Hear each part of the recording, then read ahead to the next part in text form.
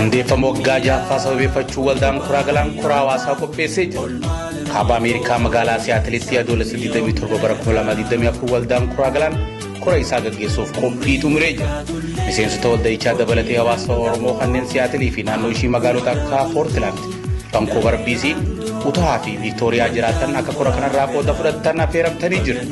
Kura kanarratti hooggantoota waldaa kuragalan durataa waldaa kuragalan waliigalaa obbo Hussein Qaasim, hoogganaa koree boordii kuragalan obbo Gaaddisaa Badhaasoo fi durataa koree qindeessituu obbo Gammadaa Boruu kan argaman ta'uun beekamee jira.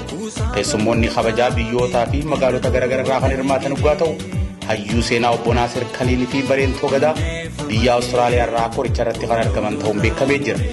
Kaayyoon korichaa waldaan kuragalan mala waggootan jaan dabran keessatti hojiilee hojjetaman gamaggamuu fi hojiilee fuulduraaf karoorfaman hojiirra oolchuuf akkasumas caaseffama kuragalan waggootan dabran irratti miseensota waliin marii gaggeessuu fi kana malees koricha irratti qophiileen bashannansiisoon kanneen akka walaloo, sirbaa fi seenan sirna gadaa isiniif dhiyaatu marree guyyaan isaa adoolessa 27 bara 2024 waaree booda sa'aatii 2 irraa eegaleeti.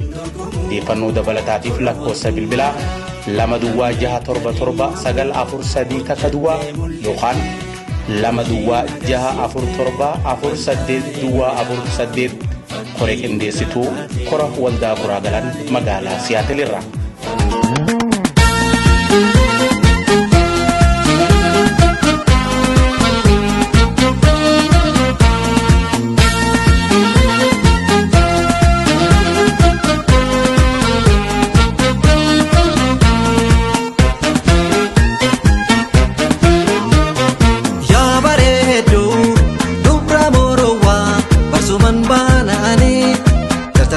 Galle, adunya anani.